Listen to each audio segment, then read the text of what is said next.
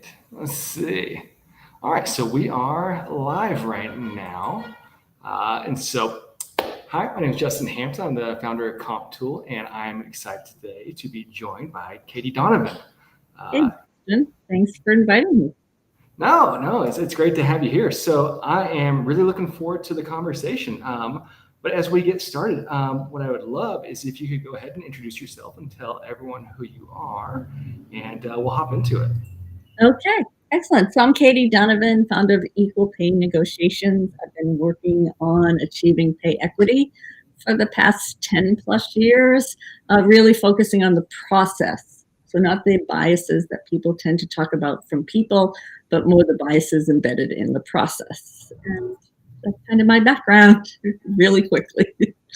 No, well, certainly, but I think there's a little bit more behind that too, because one of the things that you've done in the past is you were really kind of the person that really started the salary history band movement. Tell us a little bit about that. So that and the include pay in job postings were two things that to me, made sense to have part of the toolkit for achieving pay equity. Back in 2011, when I started working, consulting and teaching people how to negotiate their pay, I was surprisingly interviewed for a documentary and was asked if you could write policy, what would it be? And I never thought about that. But once when I was asked, I realized instantly it would be to get rid of the question of what are you making before?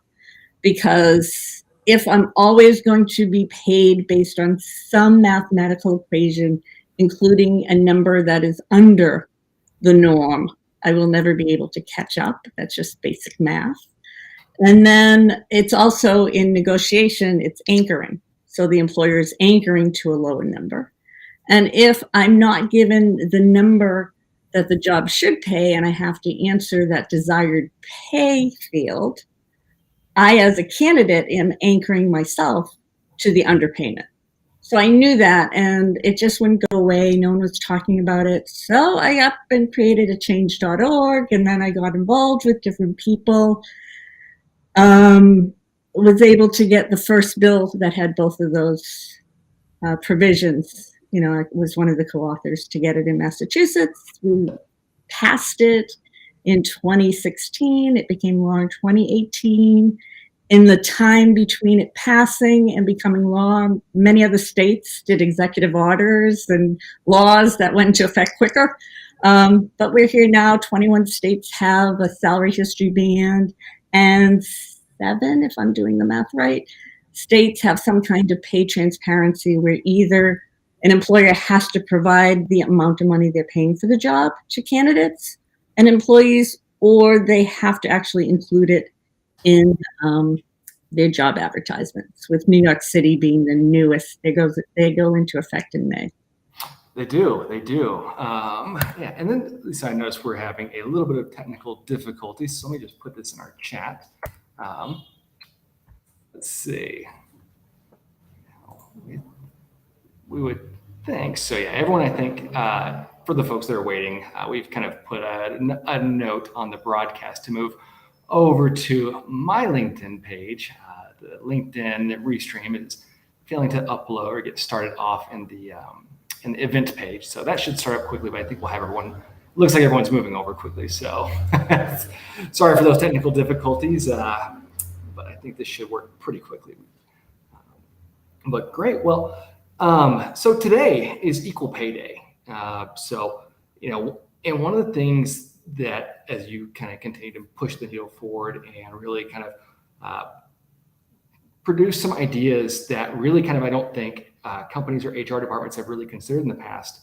What I want to talk to you today about was kind of what you're doing, what you're working on now, and really, the title of this event is there bias in our compensation process? And I'd really love to kind of hop into that conversation and really understand, from your perspective, what does that mean? What can we do as compensation professionals to fix it? Who's it impacting? And really just dive into that a little bit more. I think that's you and I have kind of spoken about this prior to the meeting. And, if it's really interesting. And it's maybe something that doesn't jump out. It didn't jump out to me as something that was immediately obvious as a compensation practitioner for the last 15 years. So as we kind of think about this, I'm really curious as to dive into this and really kind of understand what it means and that. So, let's hop into that.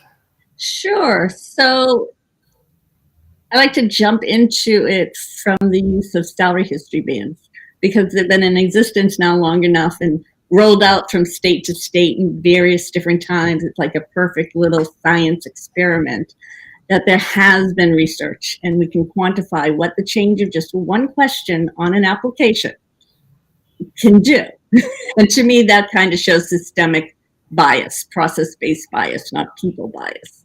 Mm-hmm. And by removing that number, a study from Boston University showed that the pay for women changing jobs increased by 8%. The pay for Black people changing jobs increased by 13%. And the pay for white men increased by 2%. So that change amongst the three groups that's so varied shows that the processes in place, which are designed, and it's totally fine that they're designed to give the company, the employer, the leverage. We know it exists to help the company get the best employee for not a penny more than it needs to pay. That's fine, but the impact on all these people is based on demographics, and that's the problem. So if you look at purely a process thing, what are the processes? Also will have some kind of diverse impact on various people. And what I say is the big thing I want to get conversations out there on now that salary history and pay transparency or inclusion of pay in job ads, is let's talk about how we find that foundational market. Right now, it's based on a database of everyone. But when you look at the definition of a pay gap, whether it's racial or like for today, we're talking about the gender pay gap, it's compared to men or white people. I mean, basically the standard of pay that supposedly when equality is achieved, everyone will be making what white men make. We all deserve the career and the income of the average white man, is how I like to consider it. Mm-hmm. Mm-hmm. And if we are doing median pay of everyone as our target pay, and we're using databases full of everyone, so all the underpaid people, we're not even aiming for the goal.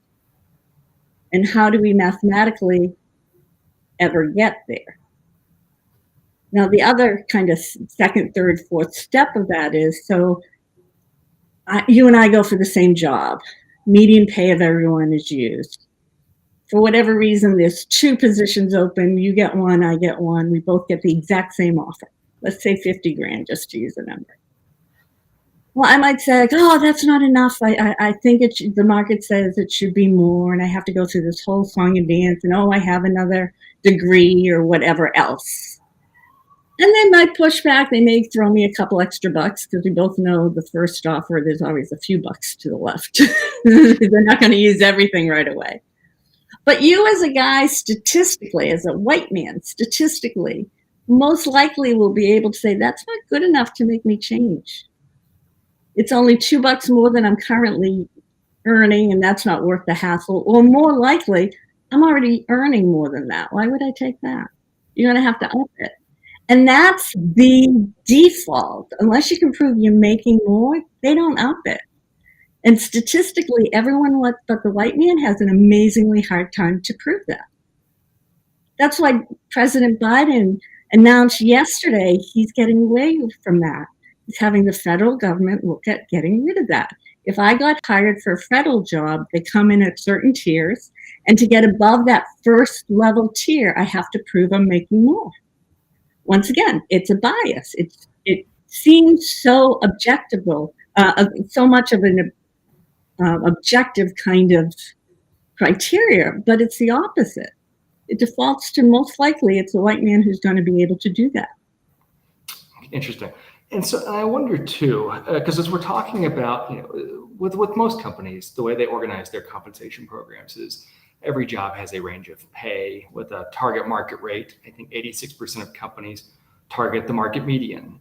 And oftentimes the market median is broken out. Different companies, they will look at a total sample of everybody in a particular job. They may look at it by a specific industry or a specific location or a specific company size or specific competitors that they're comparing themselves against.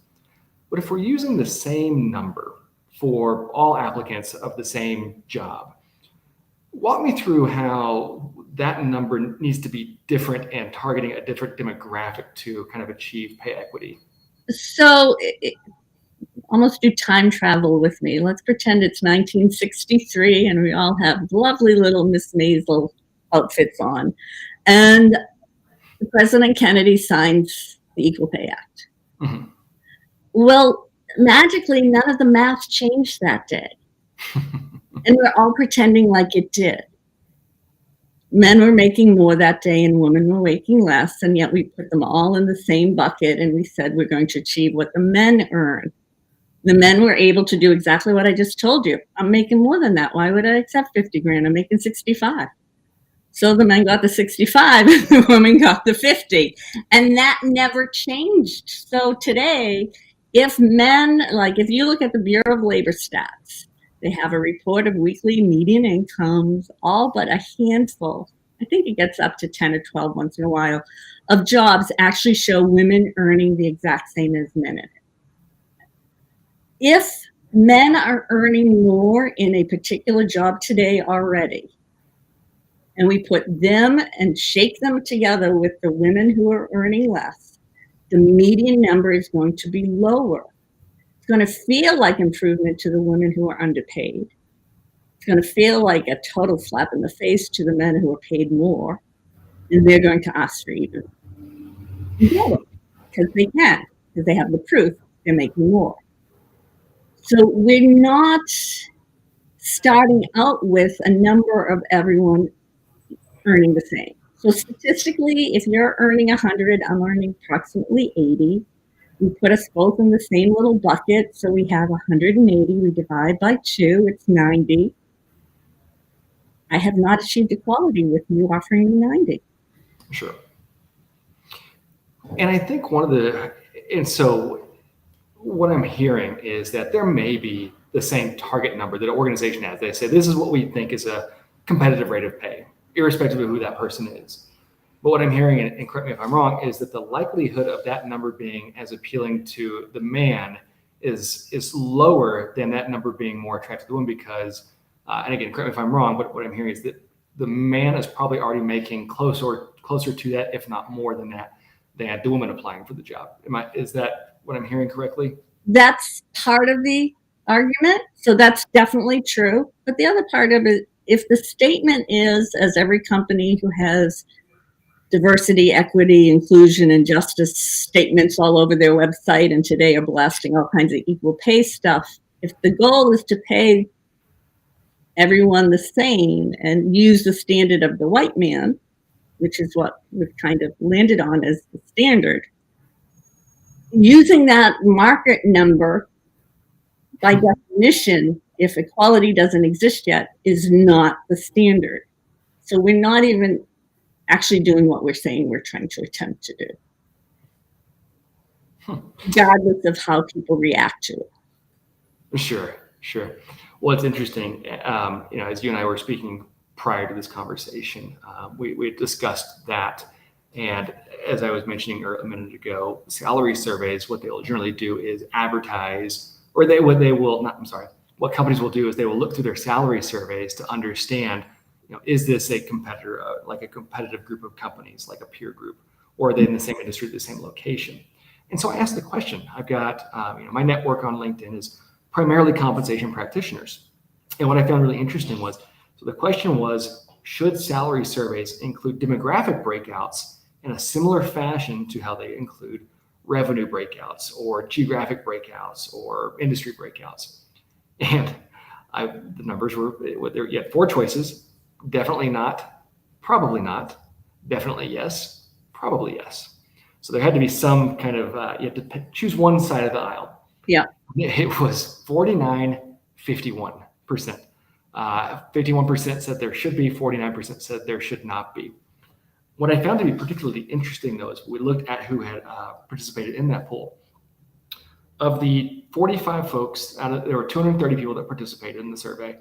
Of the 45 that said definitely yes, 29 of those were women. So it's about 2/3 of the people who are most likely disproportionately impacted by that are suggesting that we should include that kind of breakout for them. How would you recommend, as compensation practitioners, what would we do with that information? Because I think that's where as a comp practitioner, what I would do, that would scare me a little bit to have, here's the white man's salary, here is, a different minority or people of color salary. What do you do with that? See, I personally do, or professionally, let me say this more. I professionally want the white man's database. And we can throw away everything else. Get me a white, heterosexual, able-bodied man database, and let's live with it. Because that is the norm. That's the standard. That's what everything's geared towards. Let everyone else have a chance to make what they're making. Because right now, we don't. I know it's scary because it's different. I know if I'm wrong, the data should be exact same as the median you're already getting. But I'm pretty sure you're not going to get the same data. You're going to get a totally different number and be a little surprised by it. But at least we know what we're aiming for, instead of knowing what we're aiming for a year, 2 years later, when all the data actually is thrown together and spit out. Which is how we find out, like last year's pay gap. We never find out today's pay gap. We know last year's pay gap, which is useless. It doesn't help us get to where we need to be today when you're hiring today. I know it's scary.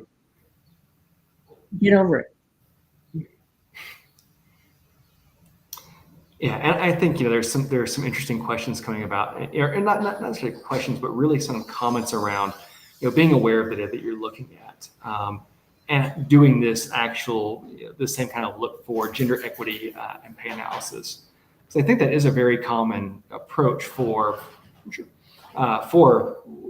those types of studies. There are a lot of companies out there that are doing pay equity studies now. There are different states and locations that are requiring these to happen on a regular basis. Mm-hmm. But I do think it creates a really interesting question around how do we look at this information? What are we doing with it? And are we aware of what we're looking at? And I think, I brought this conversation up with one of the folks at CompTool, and we were discussing this. And I posed a question to her. I said, what do you think about the idea of, some roles or survey data being biased towards gender? And she said, oh, absolutely. Yeah. She said, absolutely is. Think of all of those jobs that are predominantly women-based, and now think of what those jobs on average are paid. And now think of other jobs that may be less skilled or require less experience, that are heavily male-based. Which of those do you think pay more?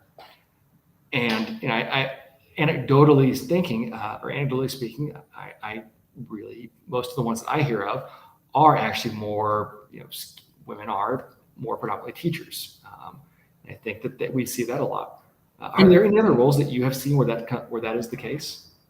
Well, nonprofit tends to be more women, nursing tends to be more women, teachers tend to be more women, administrative assistants tend to be more women, and yet men in those very women-dominated professions make more than the women who dominate it. And suddenly, if you go into a nonprofit office, you walk past women when we used to walk past people in offices, walk past women after women after women, till you get to the executive office, and all of a sudden there's a guy. You're like, where'd you come from? Yeah. So, well, just even that, regardless of the job, there's research from McKinsey and LinkedIn every year that just that first jump from entry level to manager, it's overwhelmingly white men jump from their level of, entry level, it's kind of similar to their relationship or representation of the population. But women drop instantly. So now we're kind of capped down getting the 2% raise every year, which is hurting us from getting the bigger jump when you jump up. So there's all kinds of different levers in play. But yeah, it's definitely teachers used to be men back, century ago. They were paid well. Then women got involved and they dropped. Yeah, and one of the things you touched on is the movement of men into management level roles and things like that. And I think that's one of the things that I have seen a lot. So with Comp Tool, we have a lot of demographic reports that we will look at. And we don't do pay equity studies, but we can show you snapshots of your demographics, your ethnicities broken out by pay groupings, by job leveling, things along those lines, performance management or performance ratings as well. And one of the things that I find particularly interesting, one of my favorite reports that we have is actually looking at by pay grouping and then by job level, the breakout of men and women. And one of the things that we just see almost exclusive all the time, I mean, it really is the companies that don't have this situation actually the ones that surprise me. But you typically see the lower paid jobs having a much greater prevalence of women than men. Oftentimes I've seen it at a certain level, you start to have fewer women than men in these roles. And I think there's a McKinsey study, it shows that of the senior manager directors, 35% are women. When you get to the VP level, it's 30% are women, 28% are SVPs, and only 25% are in the C-suite. Mm-hmm. And so, and when I think of that to me is a little bit outside of the compensation space, but that looks more in career planning, career progression, and kind of leadership and development. Tell me how come not? So much of it goes to the very beginning of that first job we get. The study after study put the exact same resume, different name on it, whether you go from John to Jennifer to Juan. John gets kudos, is up the yin yang, and the rest of us are suffering because we're not quite good enough for the job. So it may be planning, but that's the unconscious bias stuff that comes in, and that's where I am a big fan of how do we prevent those unconscious biases and create process. I don't think it's compensation people's job to do that particular item, but it is compensation people's jobs to figure out, well, if we say with the exact same resume, and most likely the woman has additional education because she had to just to get treated the same way. And that's why women are 60% of college and higher degrees. Why are our bonuses and our raises and everything else based on a percentage of our underpayments? We need to come up with a different way. I put that on your plate. I put the median question on your plate. I put the question of raises and promotions and annual bonuses based on underpayment on your plate. I want to hear from you guys. How can we fix it? Because I don't know. I'll give you the problem all day long. You help me figure out a solution. My solution is white guy database. No one seems to like it. So give me another one. Well, I think one of the things that I have looked at just as my role as a compensation professional is a lot of times there's a lot of misunderstanding about what pay equity means. And I don't necessarily mean, what is the definition of that? It's really, when do you decide when someone is not paid equitably compared to somebody else? Because there are so many different factors that go into how we pay employees.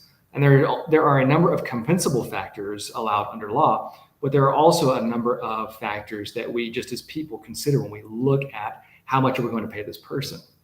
And sure.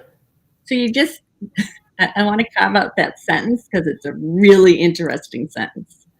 There's a number of factors we're allowed to by law, and then there's other stuff that we do as people.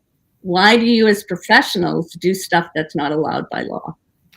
Oh, and I think potentially, I don't know that I would suggest that what we are doing is not allowed by law, but I think that they are not necessarily things that are specifically carved out by the law as being specific reasons that you can. I think there are 6 compensable factors.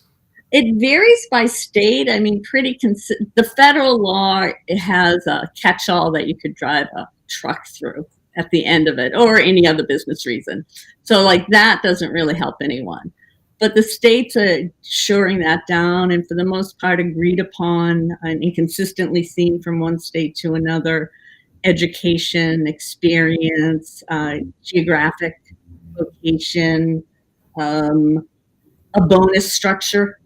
So the bonus can be the catch-all for a good place for a performance, performance-based thing. So that kind of bonus structure. What am I missing?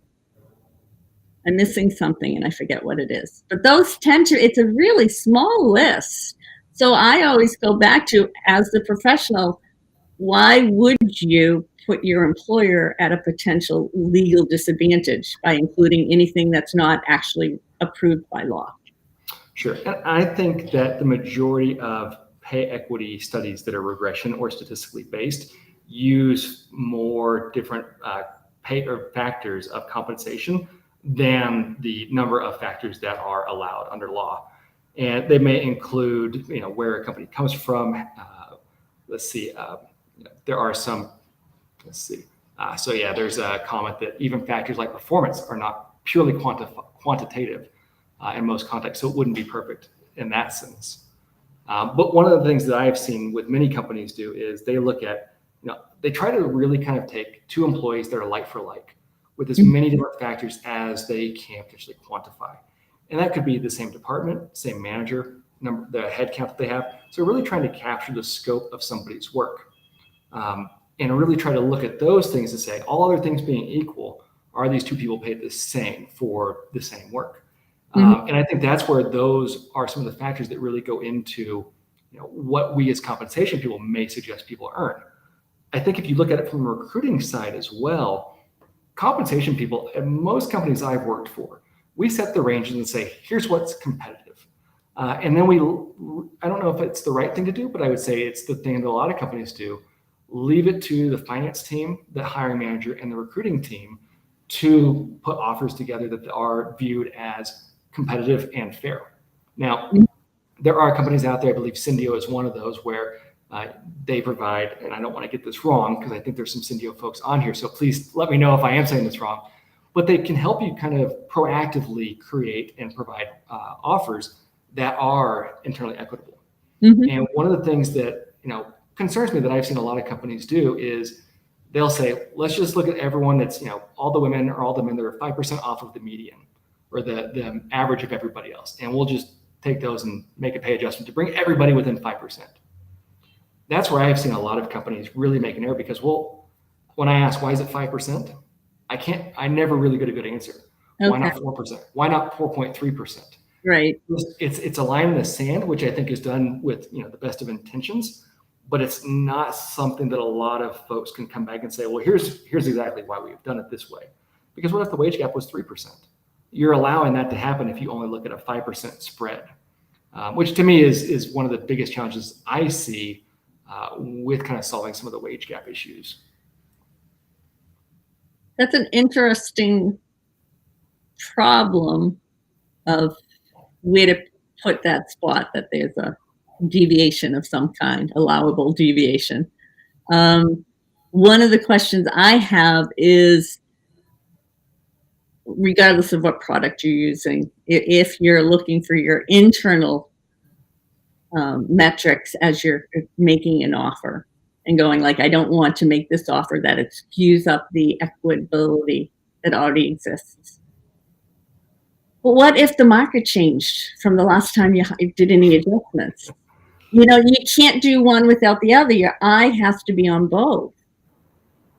Because, think of if as a woman, I go into the entry-level job and, I don't get promoted as quickly as the guy does, which statistically is most likely. So I'm sitting in the same job for a while, getting my 2, maybe 3% raise. And then the market changes drastically and some new young guy comes in or some new young gal comes in and they get a starting pay much higher that I didn't get kept up with. That has a level of problems internally for the company. But if I force these new people coming in to go, well, you got to get paid what Katie's getting paid, and it hasn't kept up with the market, that's another problem. Mm-hmm. So I don't think you can look at them as separate. You have to deal with them at the same time. Sure. And I think, and we're seeing that a lot right now with the I don't know what we're calling it now, but the Great Resignation, or with the amount of churn that we have in the workforce right now, with so many people going in taking new jobs, it's become a lot more competitive. And we are seeing it. And with Squirrel, we can actually show you how much more jobs are starting off at right now. I can show you baristas making 15% more than they were a year ago, warehouse workers 18% more than they were making a year ago as the hiring. And I think what we are seeing, a lot of that is really kind of this compression where people are coming on board now and able to command a much higher rate than people that were hired a year ago. Right. So that is one of those really, really critical things that we have to look at is, what are we paying people now versus what are we already paying people? And there's a suggestion here from Kimberly about paying a flat rate per job. And Katie, I'm curious, as someone that really advocates for paying performance, I have really some opinions about that. But I'm curious, as someone that's really focused on equity, what if we just paid everybody the same thing and had object goals to get bonuses or performance pay? So there is a way to have the people who overperform get paid differently. I'm cool with that. But it has to be objective, and that's the trick. It can't be subjective. It can't be, you have to be good. It has to be, you have to do 10 or 20 or whatever the number is of something, or get us this type of improvement. Right. And I think that works really well in a lot of jobs where they have very quantifiable metrics. If I'm packing boxes or if I am selling widgets or things along those lines. But I think from a competence, when I think of the performance management piece of it, one of the challenges I've always seen is there is potentially bias or opportunities for bias because performance can be a very subjective piece of it. I've seen this time and time again with companies I've worked for, is managers don't have the education to really kind of come back and say, well, here's what good performance means. You'll have one team with 10 employees and 8 of those will be the highest performers. You have another team where 4 of them will be. And objectively, those teams have the same output. Right. So I think it's a really difficult, what to be able to objectively quantify someone's performance without, counting widgets or things like that. It becomes much more difficult. But I can say right now, in the performance reviews that are going on, so regardless if I entered at the same level of pay as a man, as a woman, the likelihood of me getting dinged for my personality, for being abrasive or this or that, doesn't play well with others, whatever it might be, likelihood is 76%.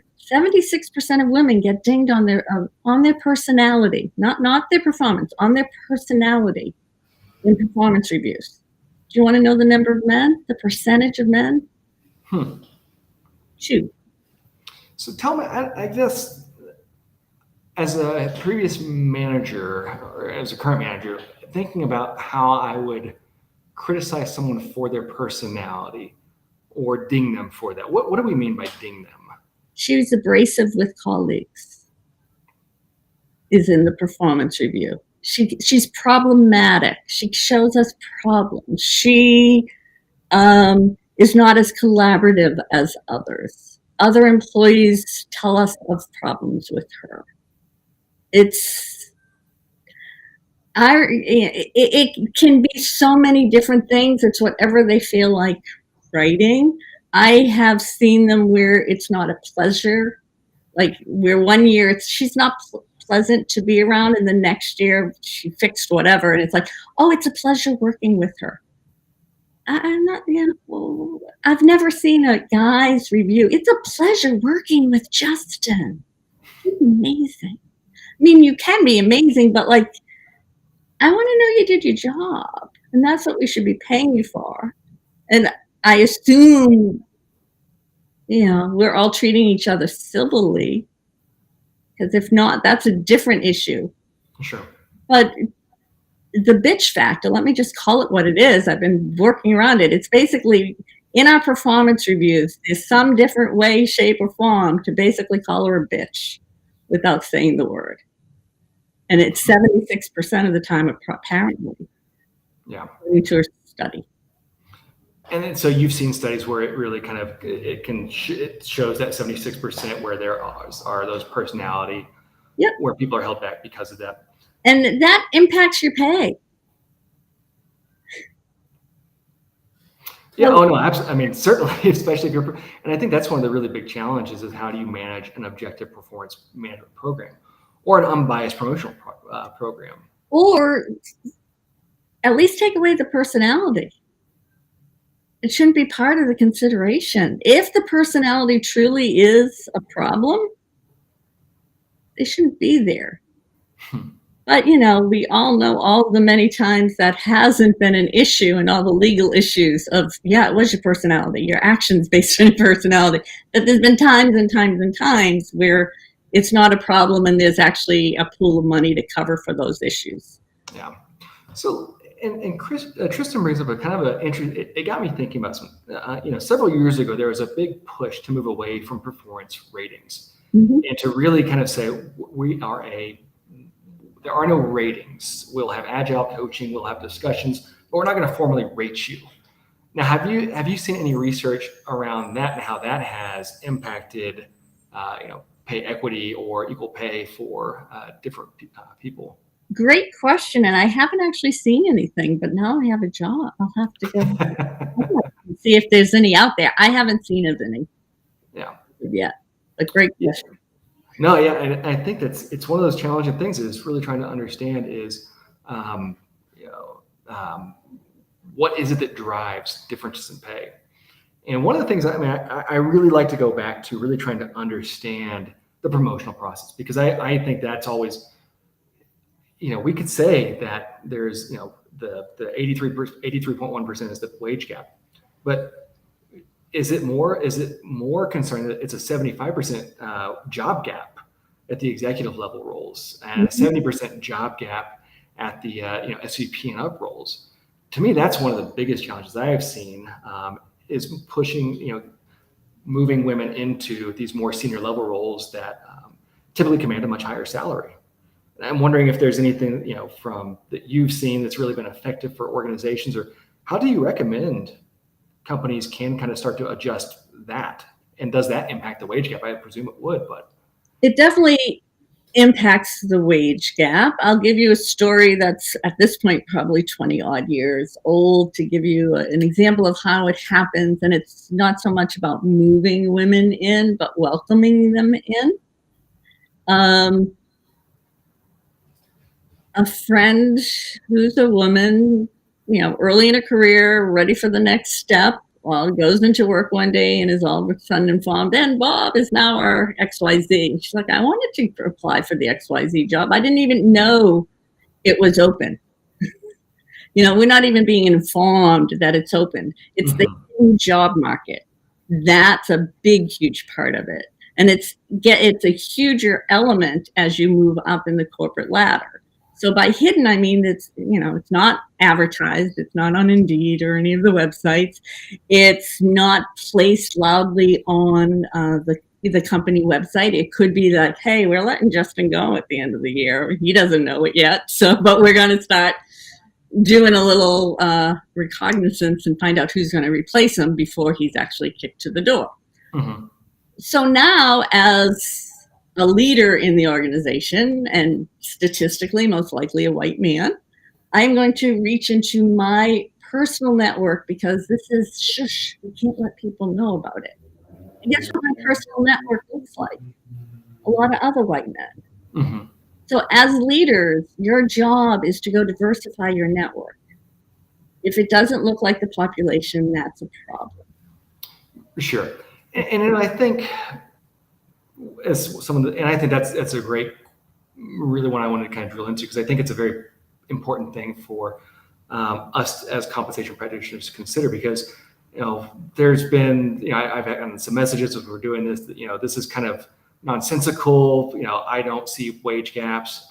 We certainly don't make these judgments on person's race, ethnicity, sexual orientation. There's nothing that drives what we pay that's not based on performance.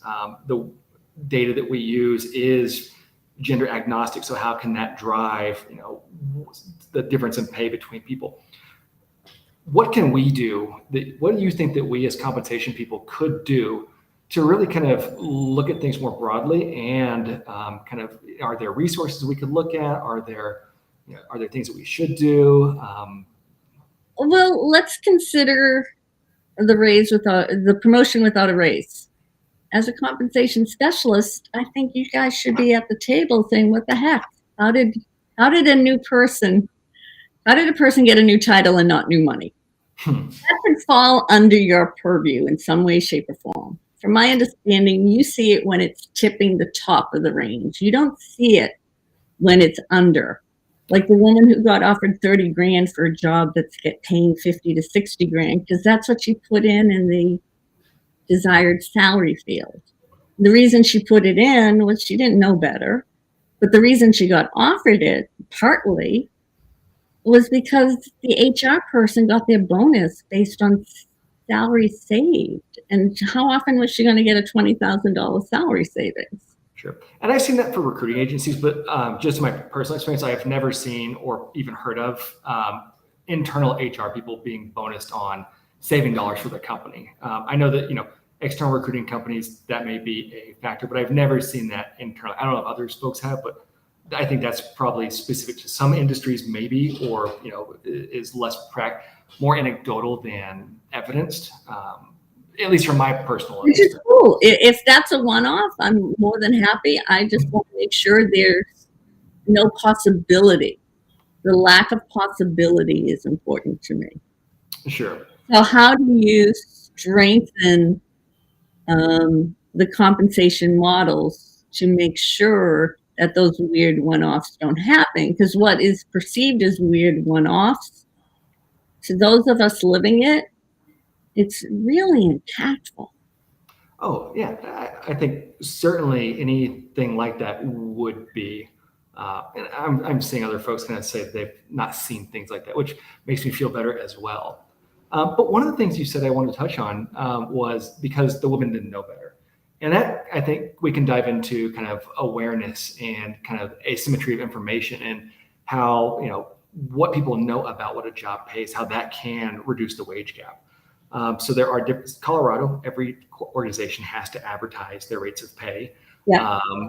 In the job posting, it's the hiring range. It may not be their full pay range. It may just be a subset of that they're going to hire folks out for.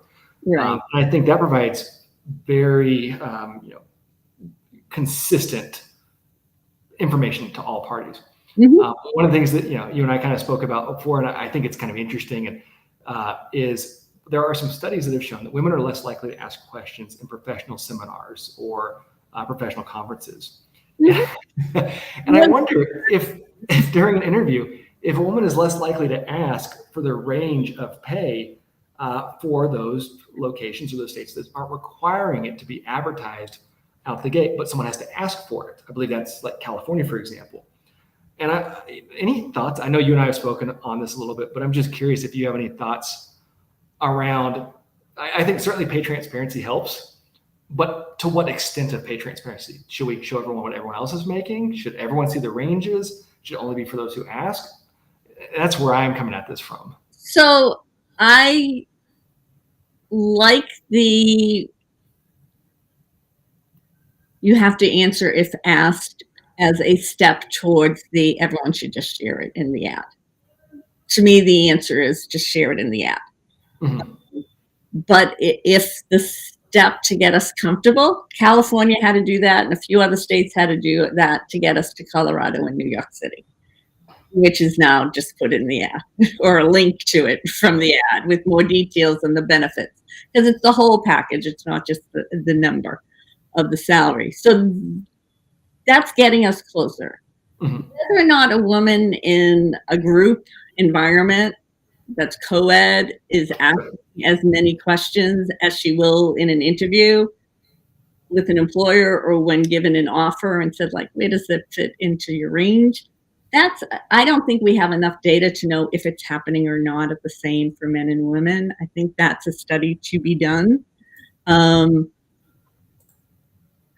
I get that the more we put onto the employee, the less likely it is to fix the problem. It's an employer's problem.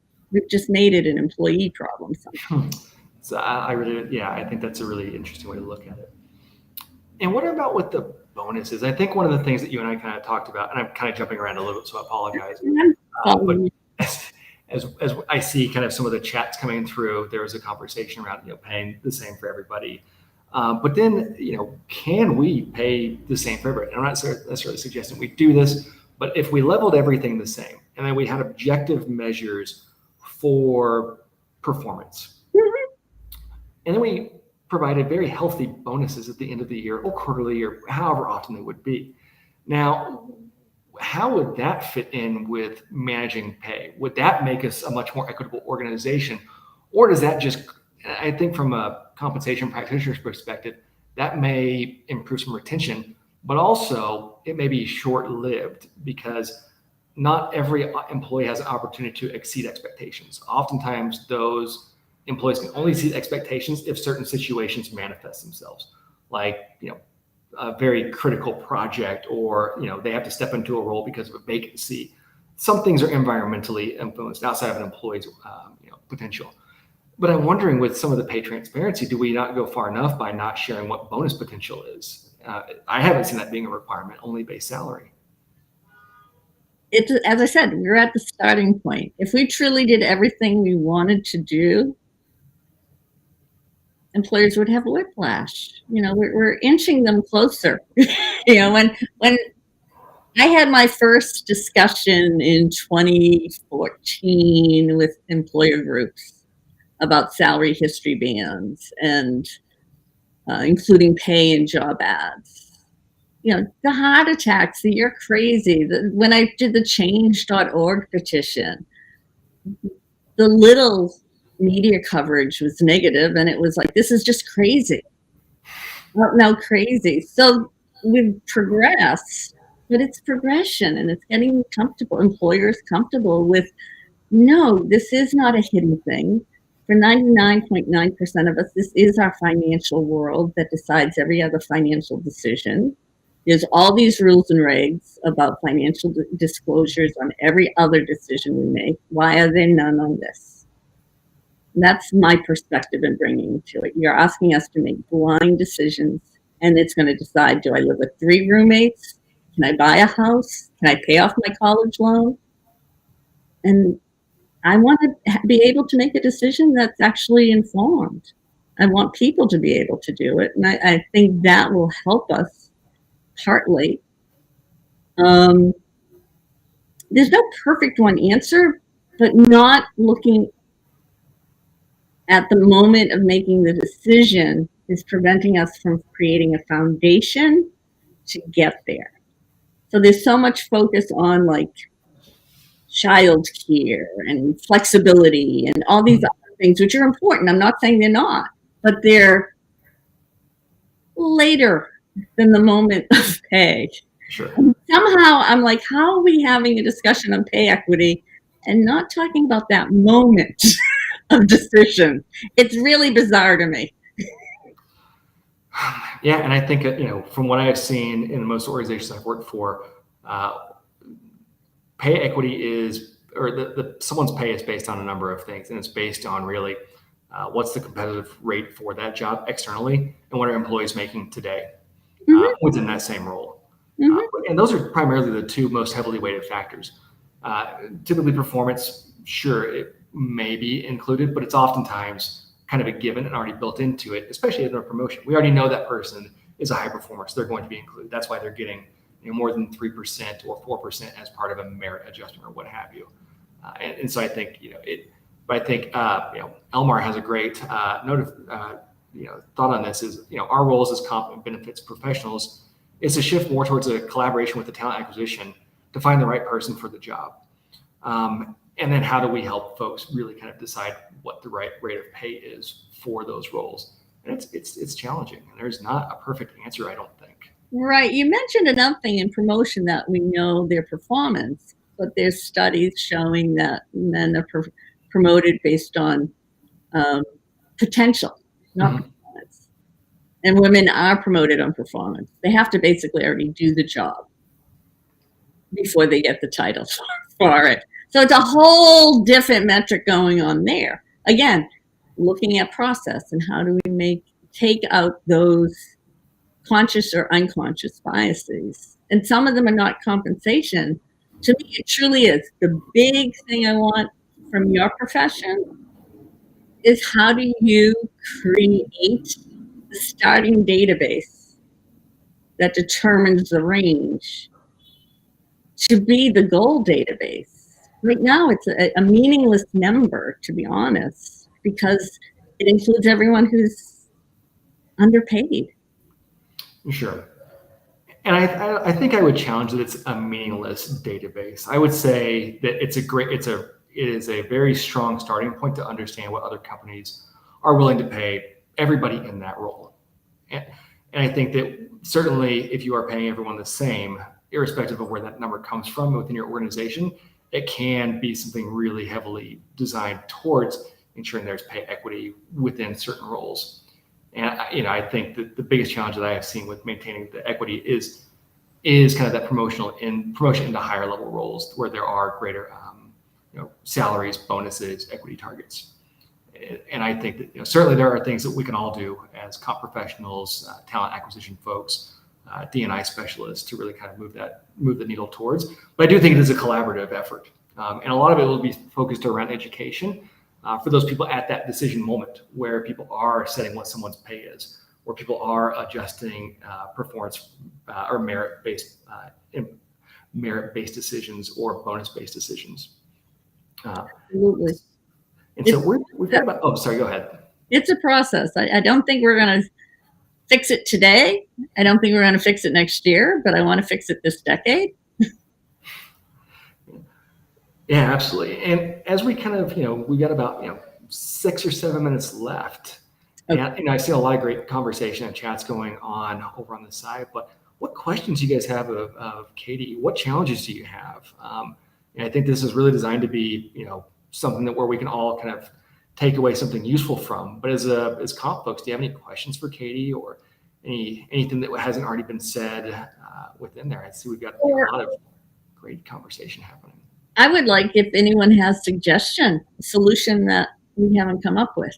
I would love to hear a better, make me a better wheel. Oh, I heard. All right. So narrow pay ranges to minimize the gap.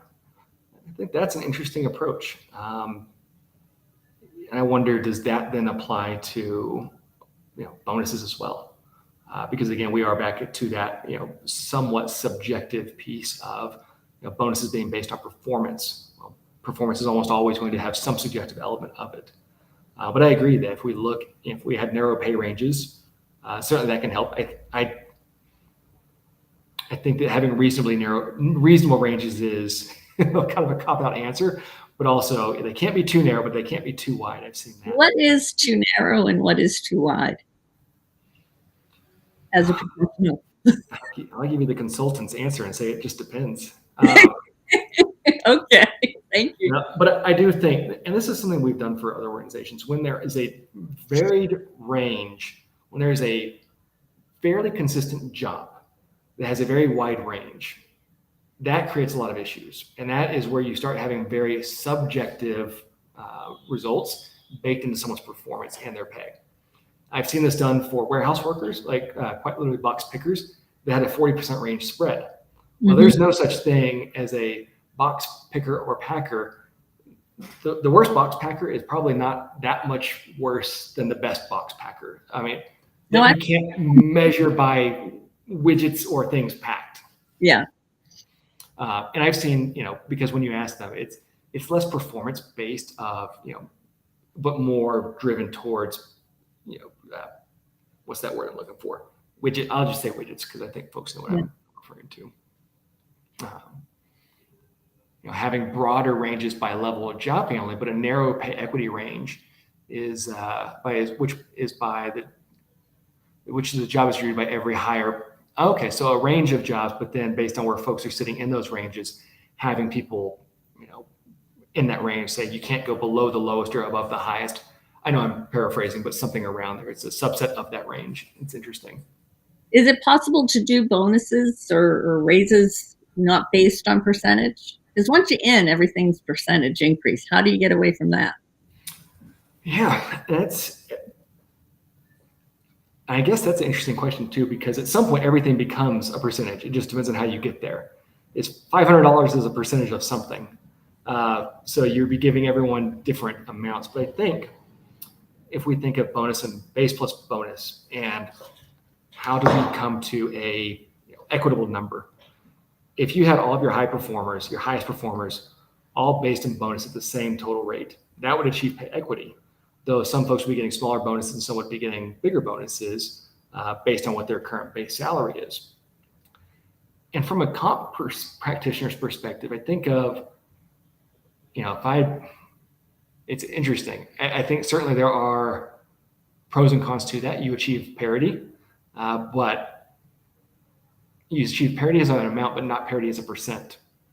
But why is percent the holy grail? That's my question. I don't think it should be. If we know there is a percentage underpaid systemically, why compound it? Sure. Yeah. So it's perpetuating the challenge because you are just, that's a fantastic point. And, really something that's actionable by folks. I mean, that certainly could be done. All the directors get a $10,000 bonus or a $5,000 bonus. All the managers get a $2,500 bonus, whatever the numbers are. But you create something that is repeatable so that the manager making 20 or 5% less than everyone else isn't also getting a bonus less than everyone else while she created the same value. Yeah. Tristan makes a great point too. It's how a lot of companies are paying stock grants to folks. I mean, they are flat dollar amounts. It's based on economic value. I've seen that time and time again. So that's a fantastic point. Yeah. A little Tristan joins. Let's see. And then, so, Kate, we've got about 2 minutes left. So tell us what's next for you. I'm going to beat this horse until it truly is dead. We're getting that actually gives us a median that's meaningful. And I know it seems like I'm being derogatory to you, but it really isn't meant to be. I am trying to get the conversation to say what we think of as a very objective number has a million holes and we have to change it. And so this is my one dead horse. My one horse for 10 years was salary history and pay in job advertisements. They have gotten a momentum. I can move on to the next. And by the way, I have like 12 other things, but this one is so, this will take me till I'm dead and buried. But this one, you're going to just hear this. I work with people individually and I work with companies to look at their audits of their processes. I don't care what the math is. Your process has to be right to get you to the right math. That's great. I'm laughing at Balin's. She's neighing with you. No, this is wonderful. So, Katie Donovan, I really do appreciate the time. Katie Donovan is the founder of Equal Pay Negotiations, which you can find at equalpaynegotiations.com. You were just featured in a Good Morning America article or news segment, or there was an article on their website. Their equal pay article. It's titled about a Twitter bot. But if you go in there, you'll see me in the middle of it as well.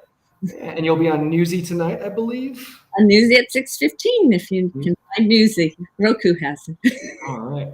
Well, I sincerely appreciate the time that you gave today, and I think it's been I think we achieved what we wanted to do, which was really kind of get people to think about things a little bit differently, to kind of push and say, well, maybe this isn't the same. Maybe we should look at this a little bit differently.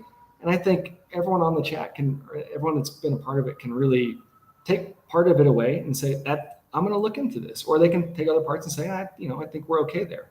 But I think I really feel good that we've kind of done a great job getting people to think about it. So Katie Donovan, Equal Pay Negotiations, really appreciate your time, and I look forward to talking to you down the road. Thank you so much, Justin. I really appreciate you having this conversation with me. Likewise. All right. Well, thank you, everybody. And this will be out there recorded live, or recorded, not live. The live recording will be out there for everyone to review as they see it later. All right. Thanks, everybody. Take care.